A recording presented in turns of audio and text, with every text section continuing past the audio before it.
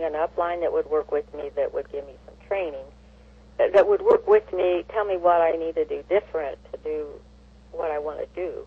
May I ask what are some of the things? I guess. All right, that's okay. What are some of the things that you were asked to do by your upline that you didn't like? Because I'm trying to figure out, with your skill level and your education, your ability, I'm trying to figure out what really didn't work for you. Do you see where we're going with this?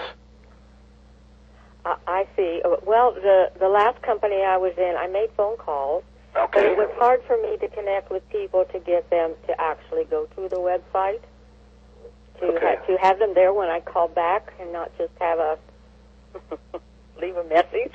Yes, the old leave a message routine. Yes. That means they figured out where you're calling from and they recognize your number so they don't pick up the phone routine.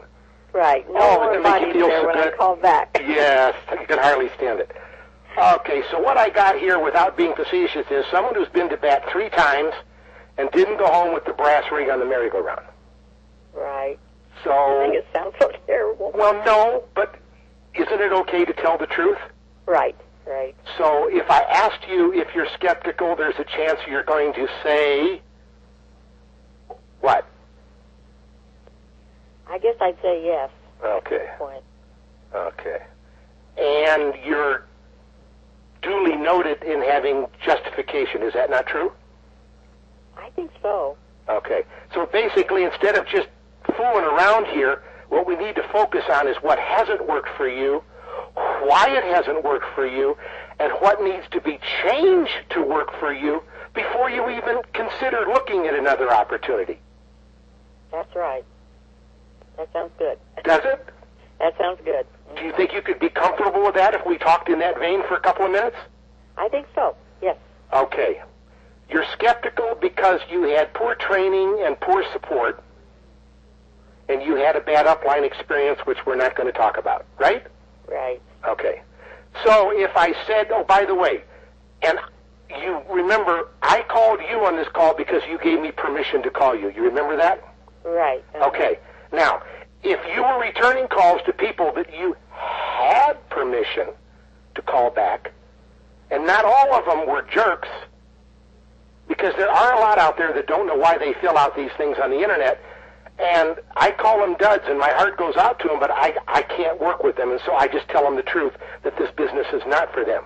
Now, I wouldn't say that to someone who hasn't had experience, but you have had experience, okay? Right. All right?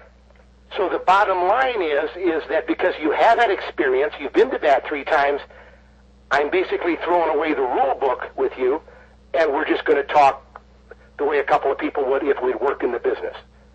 That's why I'm being so frank with you. Sounds good. Okay? That's what I need. All right, that's okay with you. So the point is, I called you because you gave me permission, right? Right. And we've been having a conversation, not about me. Is that true? That's right. Not about my opportunity. No. Not about the compensation plan or the product. No. Who have we been talking about? Me. And why shouldn't we? Can you think of a reason why we shouldn't be? Because you have issues. Right. And if I don't fix those issues first, what use is there going forward? Is this going to be number 4 or number 5? That's what I don't want. Okay. Now, you're married, I presume. Yes, I am. You have a car, an automobile? Yes. Who makes a decision? Who wears the pants in the house? I'd say pretty joint. Pretty joint? Well, my wife wears the pants. My wife tells everybody that I wear the pants in the family. Oh, okay. But when she gets to know them better, she just tells me which ones to put on, okay? Uh-huh. So you know who wears the pants in our family. Uh-huh. Have you ever test-driven one of your cars and talked about what you liked about the car and what you didn't like? Oh, yes. All right. That's what we're doing tonight in this conversation we're having. We're test driving to find out all the things that you don't like, that aren't working for you, that you're not comfortable with, because they've got to be fixed. Mm-hmm. And I think it would be in your best interest, before we even get into the opportunity, if I allowed you to participate in a few calls, listen to a few calls, send you some recordings of trainings that we do for you to sit back and say, now, wait a minute. Is this the kind of support that I really need because it didn't work before? And if it isn't, why should I do it again? That's the definition of insanity. Right. That sounds good. So if it sounds good, then here's the way I'd like to proceed. When we get through visiting here and I get enough information here that I know what to do, I want permission to send you information. I'll send you a little bit about the opportunity just so you know what I'm talking about. But the point is, we're going to focus on training. We're going to focus on support. We're going to focus on finding out how to make you comfortable. For example, what we just did tonight, me returning a call and us having a conversation, based upon your experience, do you see yourself doing that? Could you do that? I'm sure I could. You could? Mm-hmm. Okay. Do you think you could be comfortable doing that versus what you had to do in the past? I think so. Uh-huh. Okay. So, if you could be comfortable having a conversation, if you could be comfortable having just the opportunity to return a call, give people information, find out a little bit about them, and see whether or not there's a fit for them, would that be different than what you've done before? Yes, it would. It would? Yes. Okay. Taking all that into consideration, what do you feel in regards to our conversation so far has been the most comfortable part of our conversation? This isn't a test. I'm just wanting to know if we've connected.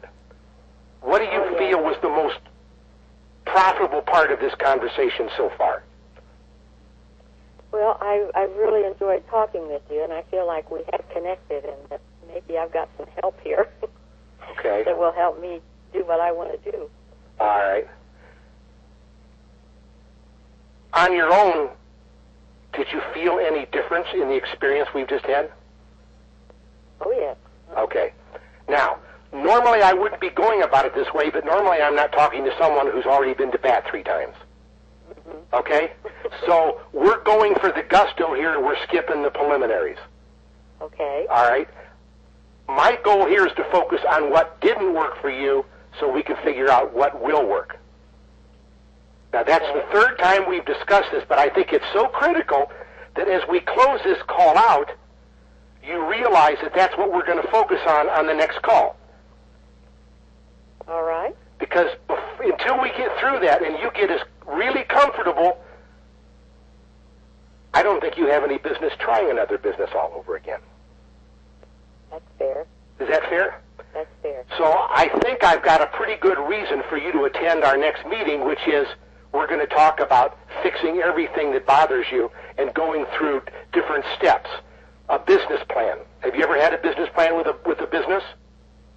No, I haven't. How about a budget?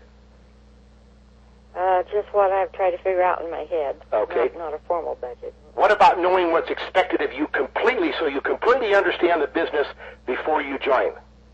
Never. Never. Okay. Wouldn't you say that's another strike 1, strike 2, strike 3 if we don't address all those issues? That would be right, yes. Okay. All right. And how about being able to verify everything, not pretend, let's just face it the way it is. We may be the same age, we may have had a little experience, but you don't know me, so why should you believe me? Right. Doesn't that make sense? Yes. So when we go through this process in the next call, let's focus on proving everything.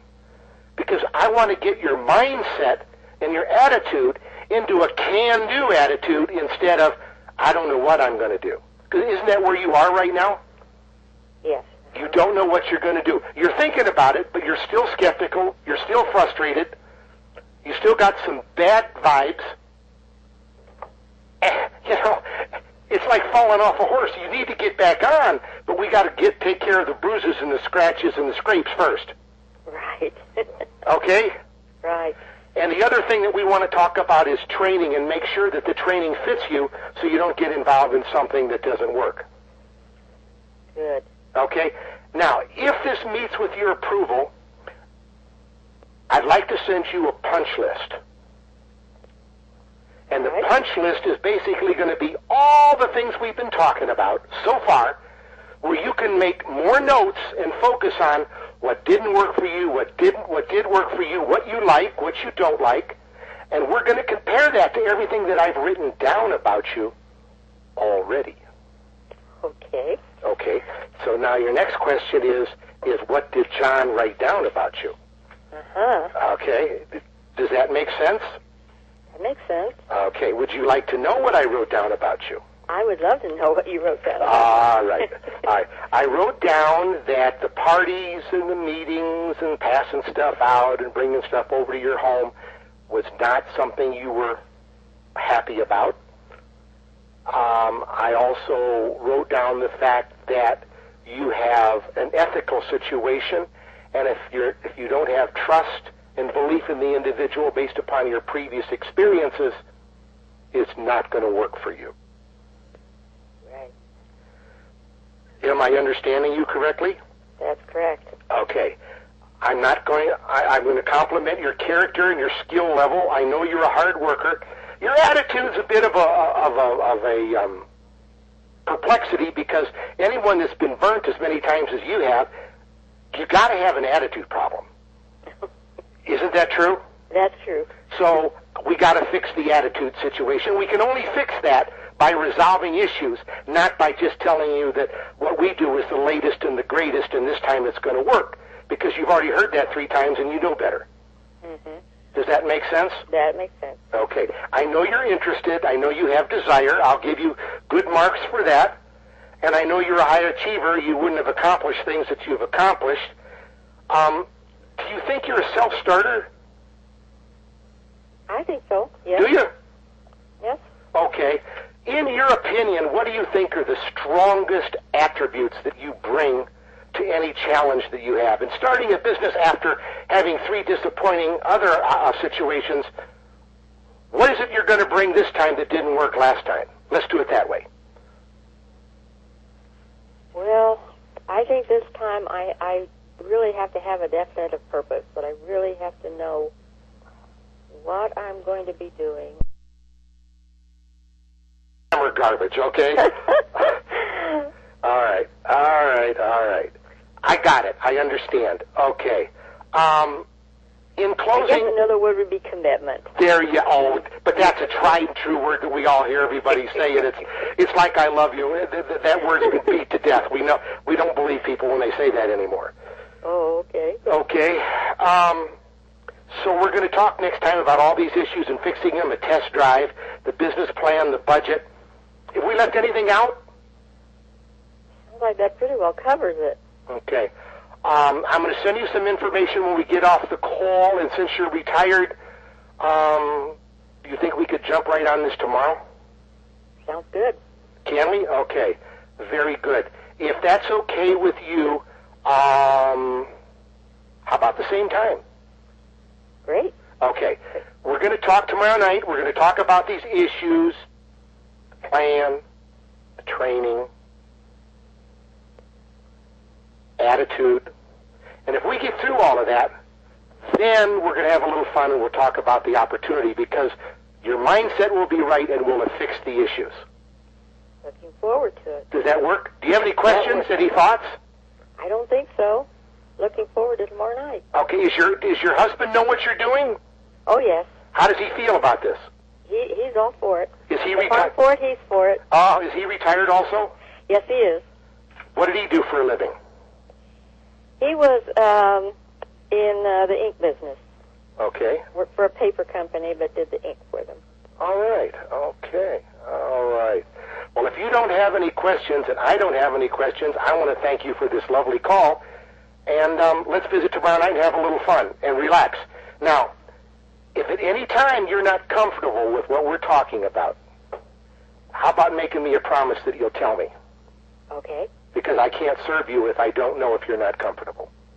Right. Okay. And in return, I'll make you a promise, besides not trying to sell you anything. If I can't make you comfortable, then we'll just stop so you don't go through another process like this all over again. Okay. Sounds good. Sounds good?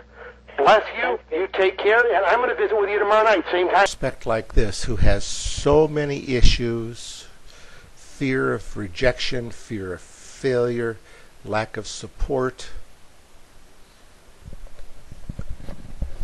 conflicts because of her mindset, there's no use going to the business opportunity or the product or the service or the compensation plan or the website or anything else for that matter. There's only one thing you can do, and that is dig into the discovery process. Find out what is not working for them, why it isn't working for them, and how those issues can be resolved, because that is the solution. When the prospect understands the solution to their problems, your business is the answer. It is the solution. It is the benefit. Without addressing the discovery issues first, no business is going to work because they can't get past or over themselves. More on this later in our next audio.